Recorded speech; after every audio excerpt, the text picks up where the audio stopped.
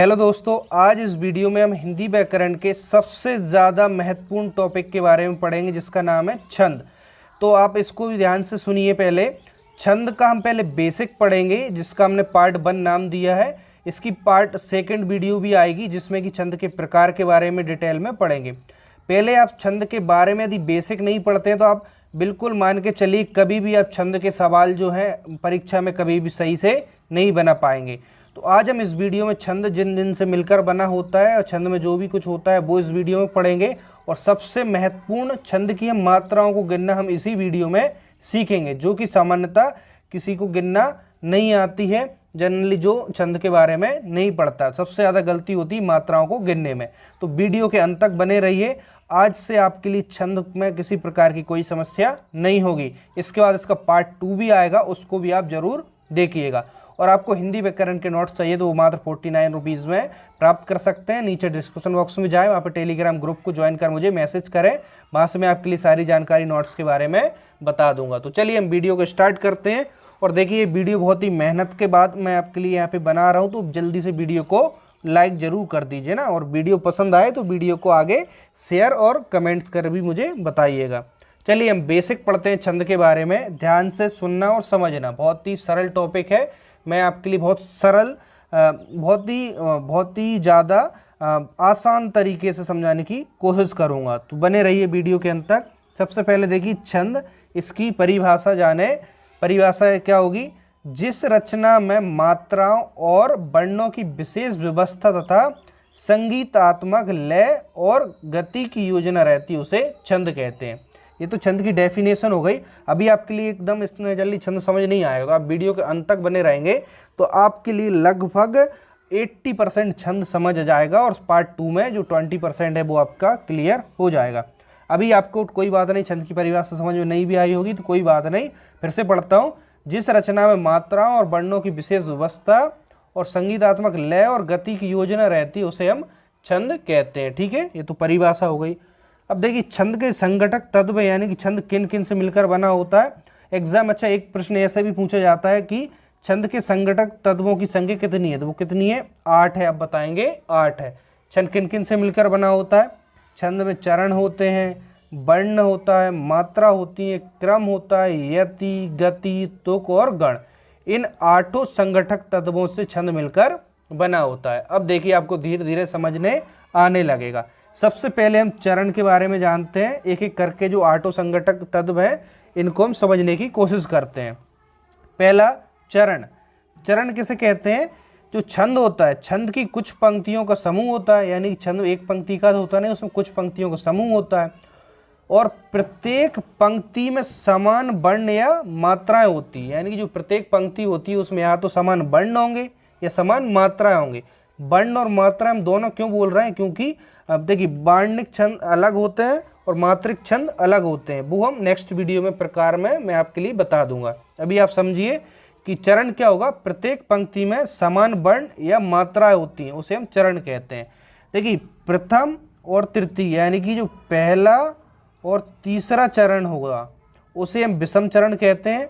और जो दूसरा और चौथा चरण होता है उसे हम सम चरण कहते हैं। देखिए जैसे जैसे आप वीडियो को आगे बढ़ते जाएंगे आपके लिए छंद और अच्छे से क्लियर होता जाएगा।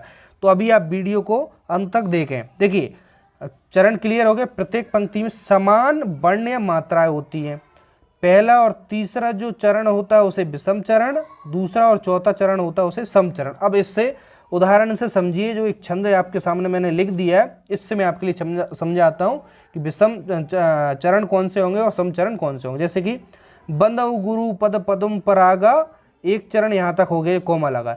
सुरुचि सुवास सरस अनुरागा, तो दूसरा चरण यहाँ पे हो गया। अमिये मूरी में चूरन चारू, तीसरा चरण। समन सकल भवरुज परिवारू, चौथा चरण। तो यहाँ पे मैंने आपके लिए एक उदाहरण से चरण समझाने की कोशिश की है। ये कौन सा? पहला चरण, ये दूसरा चरण, ये तीसरा और ये चौथा। ठीक है, बात समझ में आ गई आपके लिए चरण। अब देखिए जैसे कि हमने बात की कि देखिए प्रत्येक पंक्ति में समान वर्ण या मात्रा होती है उसे चरण कहते हैं। यानी यहाँ पे एक पंक्ति है, इसमें समान वर्ण या मात्राएं होंगी, तो ये क्या होगा? प्रथम चरण। ये दूसरा चरण, तीसरा और चौथा चरण। अब जो हम कह रहे हैं विषम चरण किसे कहेंगे, पहला और तीसरा, यानी कि जो पहला है, पहला और जो तीसरा है, पहला और तीसरा विषम चरण कहलाएंगे, और दूसरा और चौथा चरण है वो कैसे, सम चरण कहलाएंगे। इनका क्या महत्व होता है वो आगे आप वीडियो में देखते जाइए, आपको क्लियर ऑटोमेटिकली हो जाएगा। अब सेकंड पढ़ते हैं वर्ण के बारे में। देखिए जो दूसरा है वो वर्ण। वर्ण हम किसे कहते हैं, ध्वनि की जो मूल इकाई होती है, जो सबसे छोटी इकाई होती है, जैसे कि का, खा, गा, आ है ना, जो वर्ण होता है वो मूल इकाई होती है, ध्वनि की मूल इकाई, उसे वर्ण कहते हैं। इसके बारे में आप जानते होंगे।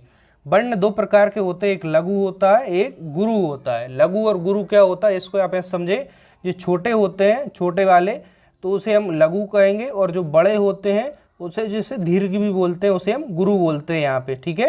लघु और गुरु, छंद में लघु और गुरु ही चलते हैं। तो देखिए अब यहाँ पे, अब आइए यहाँ पे मात्रा पे। अब इसको ध्यान से समझिए, छंद का सबसे ज़्यादा महत्वपूर्ण जो भाग है वो हमारा मात्रा ही है। मात्राओं के यदि काउंट करना आप सीख गए अच्छे से, इसके नियम जान लिए, तो आप छंद अच्छे से पहचान पाएंगे। अब इसको समझना यहाँ से बहुत ही महत्वपूर्ण हो जाता है। वर्णों के उच्चारण में जो समय लगता है उसे लघु वर्ण की मात्रा, और देखिए यानी कि इसकी डेफिनेशन मैं आपके लिए समझाता हूँ एक बार में। मात्रा कैसे कहते हैं, वर्णों को उच्चारण में जो भी समय लगता है, यानी कि कम समय लगता है तो लघु मात्रा होगी, ज़्यादा समय लगता है तो बड़ी यानी दीर्घ यानी गुरु मात्रा होगी। किसी भी वर्ण में या तो लघु होगी मात्रा या गुरु होगी, यानी कि या तो छोटी मात्रा होगी या बड़ी होगी। छोटी मात्रा को हम कहेंगे लघु और बड़ी मात्रा को कहेंगे गुरु, ठीक है। लघु वर्ण की मात्रा को हम इस प्रकार से सिंबल से इसको प्रदर्शित करते हैं, और गुरु वर्ण की मात्रा होती है उसको इस तरीके से, यानी इस साइन से उसको यहाँ पे प्रदर्शित करते हैं। बात समझ आई। अब देखिए लघु को इस तरीके से हम प्रेजेंट करेंगे और गुरु को इस तरीके से। अब मात्राओं के जो नियम होते हैं उनको देख लीजिए, क्योंकि हमें मात्राएं गिनना होती हैं, उसी के आधार पर हम छंद पहचान पाते हैं किसमें कितनी मात्रा है, ठीक है। सबसे पहले लघु जो मात्रा है उनको गिनने का या काउंट करने का नियम क्या होता है। फर्स्ट पॉइंट देखिए, लघु मात्राएं कब होंगी, जब हस्व स्वर आए। हस्व स्वर जैसे कि छोटा आ, ई, ऊ, ऋषि, ये कैसे हस्व स्वर हैं छोटे, तो हमेशा हस्व स्वर की हम एक मात्रा काउंट करेंगे 1, तो इसको हम 1 को ऐसे रिप्रेजेंट करेंगे ना, सिंपल डंडे से। यदि चंद्र बिंदु वाले हस्व स्वर आए, यानी कि ऊपर चंद्र बिंदु हो और स्वर हो हस्व स्वर, चंद्र बिंदु, जैसे कि रंग देखिए, तो यहाँ पे चंद्र बिंदु है, तो चंद्र बिंदु को हम एक मात्रा से काउंट करेंगे, ठीक है। तो गा, इसको भी 1 से।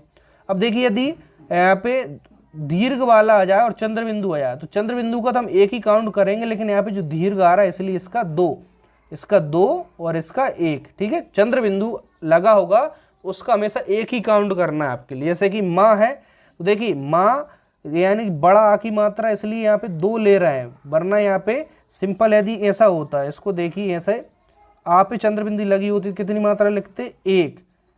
गा पे अकेली चंद्र बिंदु लगी होती कितनी गिनते, 1। बात समझ आ रही है। लेकिन यहाँ पे बड़ा आ इसलिए 2 लेंगे, 2 से ज़्यादा मात्रा इसमें नहीं होंगी। सबसे महत्वपूर्ण नियम कि छंद में 1 मात्रा होगी या 2 से ज़्यादा 3 नहीं होंगी, इसमें अधिकतम 2 ही मात्रा इसमें हम गिनते हैं।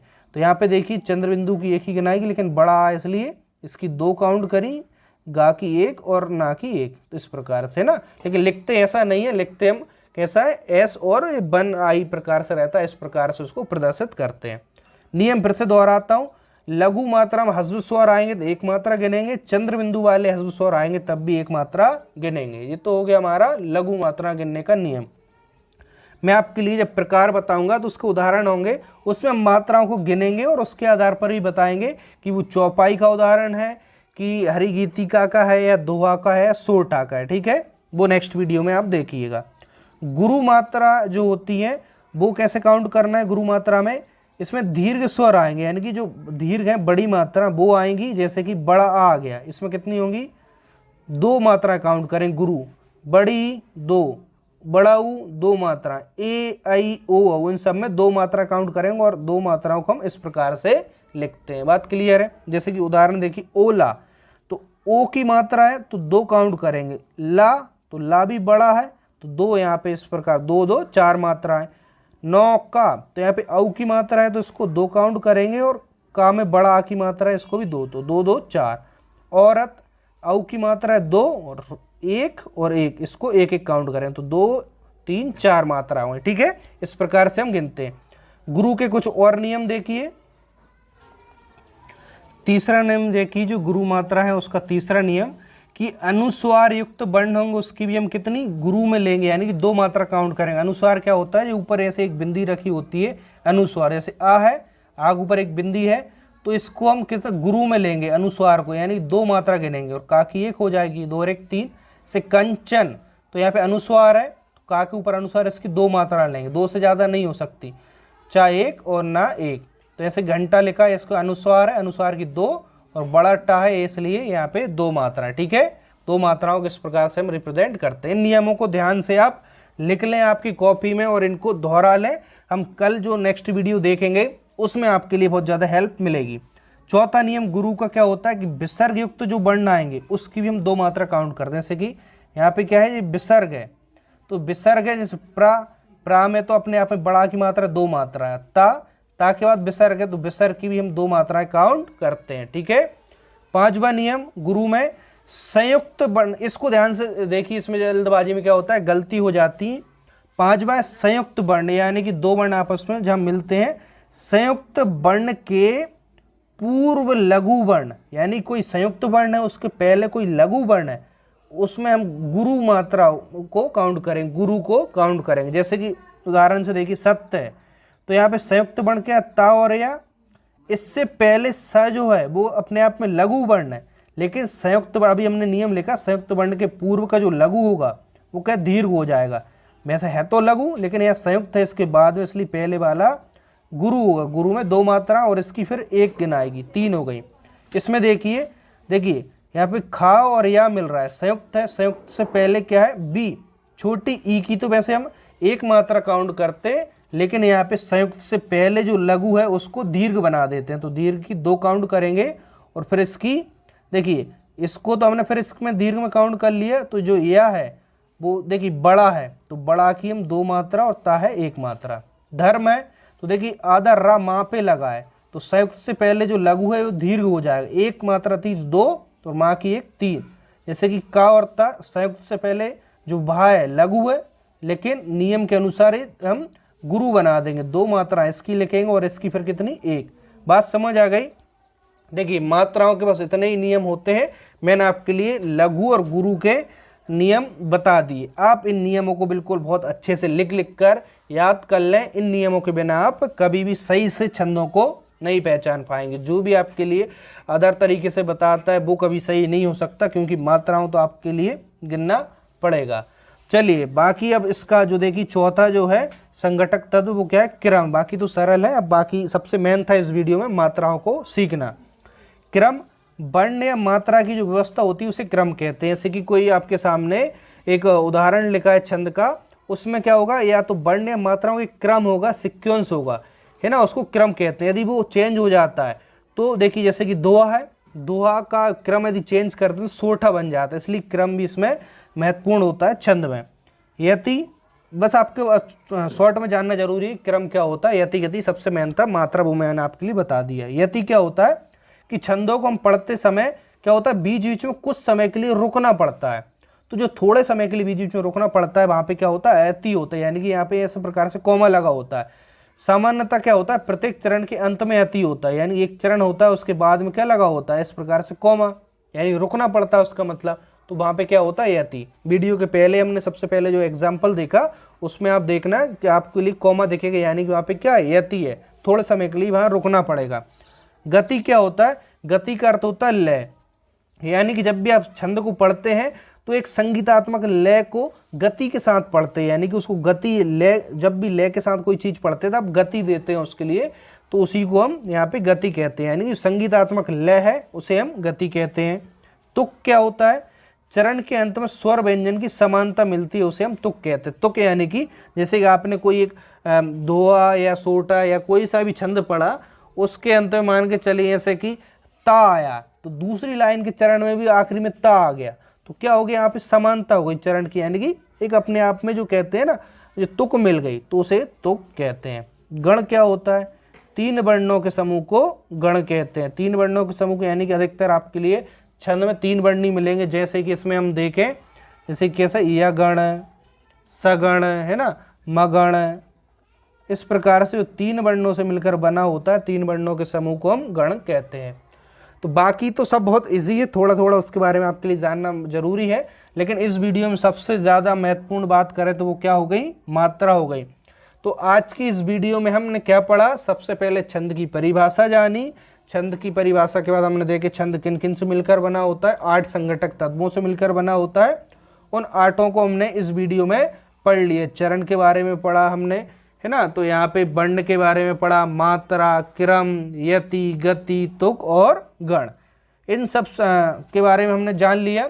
तो अब आप वीडियो के अंत तक यदि पहुंच गए हैं तो आपके लिए छंद लगभग 80% आपका यहाँ तक हो गया। अब 20% क्या है वो आपके लिए इससे नेक्स्ट वीडियो में मिलेगा। इससे जस्ट नेक्स्ट वीडियो इसी पे आएगी, इसमें छंद के प्रकार लेंगे और उसमें हम मात्राओं को काउंट करेंगे और बताएंगे कि उसमें कौन सा छंद है, चौपाई है, दोहा है, सोटा है, वो हम इससे नेक्स्ट वीडियो में पढ़ेंगे। दोस्तों यह वीडियो बहुत ज़्यादा मेहनत करने के बाद बनी हुई है, तो आप प्लीज़ इसे लाइक, शेयर और कमेंट ज़रूर कीजिए, और चैनल पे पहली बार आए हैं तो चैनल को जल्दी से सब्सक्राइब कर लीजिए। तो मिलते हैं हम नेक्स्ट वीडियो में, तब तक के लिए धन्यवाद।